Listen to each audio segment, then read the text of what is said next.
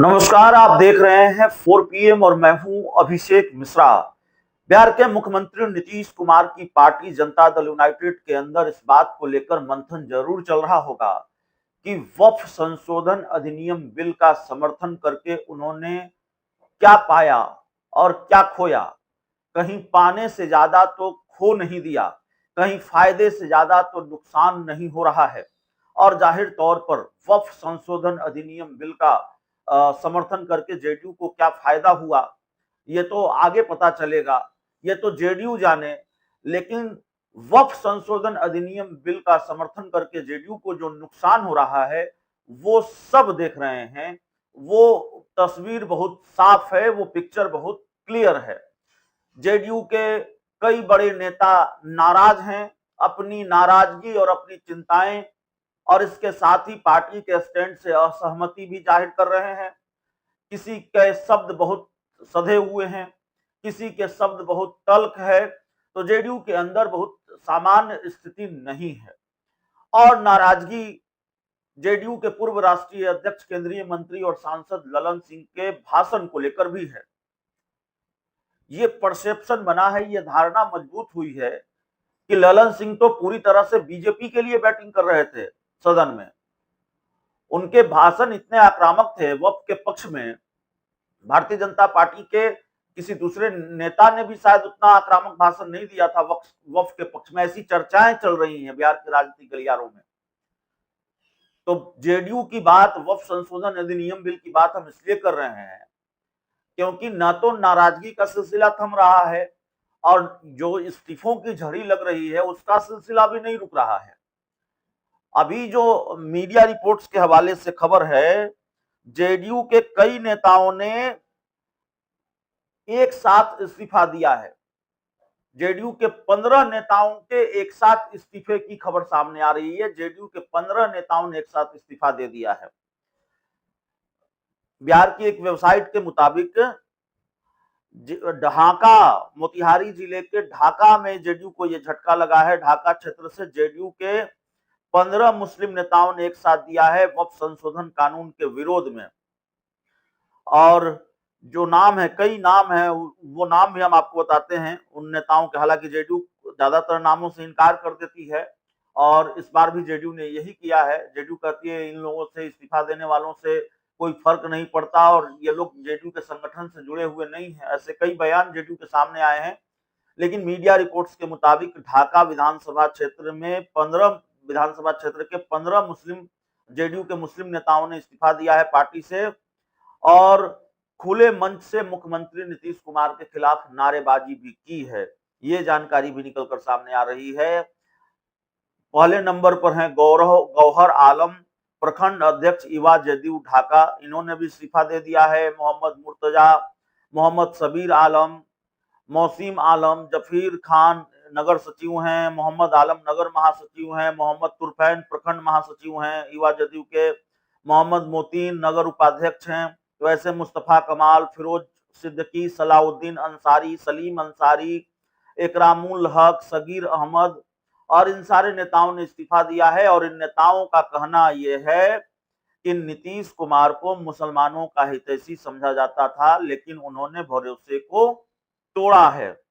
अब ये जो ताबड़तोड़ इस्तीफा सामने आया है या ये जो सामूहिक इस्तीफा सामने आया है जेडीयू के नेताओं का, 15 नेताओं ने सामूहिक इस्तीफा दिया है, उस पर जेडीयू की सफाई भी आई है।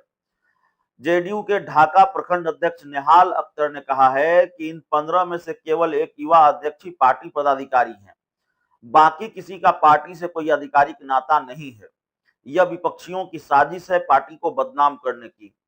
अगर ये नेता वाकई जेडीयू के सदस्य थे तो प्राथमिक सदस्यता का प्रमाण दिखाएं। यह बयान संकेत करता है कि पार्टी के भीतर से इस विवाद को कम करके आंकना चाहती है ताकि सार्वजनिक छवि पर असर न पड़े। तो जेडीयू का दावा सही है या इस्तीफा सही है? जेडीयू दावा कर रही है कि भाई अगर एक को छोड़ दें तो किसी का जेडीयू से कोई लेना देना नहीं है। विपक्ष साजिश रच रहा है पार्टी को बदनाम करने की या ये मैसेज फैलाने की कि भाई देखिए जेडीयू के मुस्लिम नेता बहुत नाराज हैं और जेडीयू में ताबड़तोड़ इस्तीफे सामने आ रहे हैं। ये विपक्ष की चाल है, ये विपक्ष का खेल है।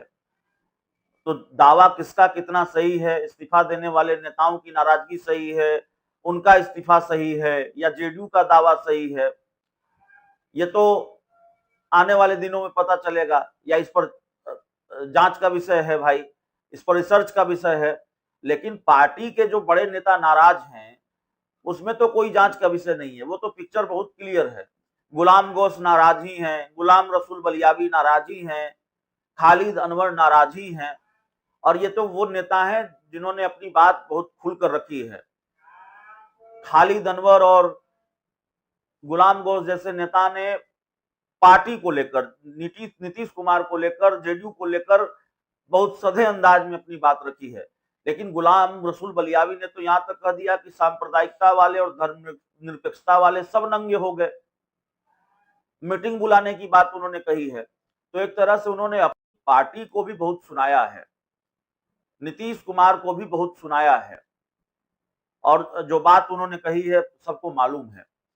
सीए एनआरसी को लेकर जेडीयू में भगदड़ मची थी और कई नेता नाराज हो गए थे, और उसी दौर में प्रशांत किशोर और पवन वर्मा नीतीश कुमार से अलग हो गए थे। हालांकि पवन वर्मा और प्रशांत किशोर को नीतीश कुमार ने पार्टी से निकाला था, इन्होंने इस्तीफा नहीं दिया था।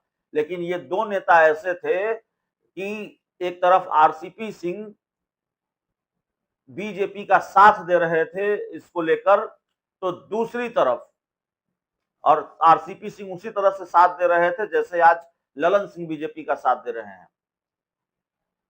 तो दूसरी तरफ प्रशांत किशोर जो पार्टी के राष्ट्रीय उपाध्यक्ष थे, पवन वर्मा जो नीतीश कुमार के बड़े करीबी नेता रहे हैं, ये दोनों नेता मुखालफत कर रहे थे। ये दोनों नेता जेडीयू को, नीतीश कुमार को पार्टी का संविधान याद दिला रहे थे, और इसके बाद इन दोनों के खिलाफ कार्रवाई हुई, इनको पार्टी से निकाला गया।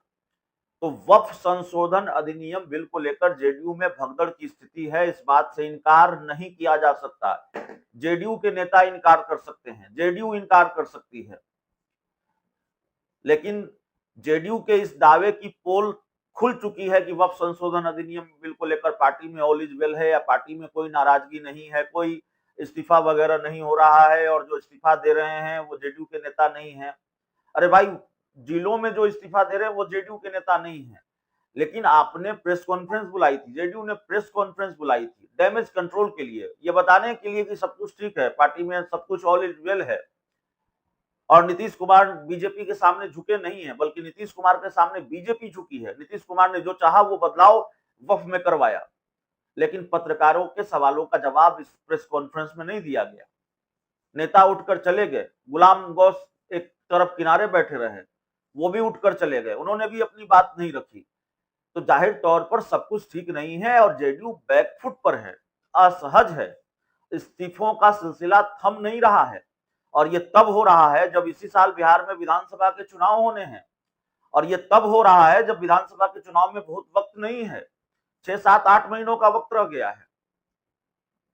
तो आगे आगे देखिए होता है क्या, जेडीयू को और कितने झटके सहने पड़ेंगे, भारतीय जनता पार्टी का साथ देने की, या उसकी पिच पर उसके साथ खेलने की, उसके साथ मिलकर खेलने की क्या कीमत जेडीयू को चुकानी पड़ती है।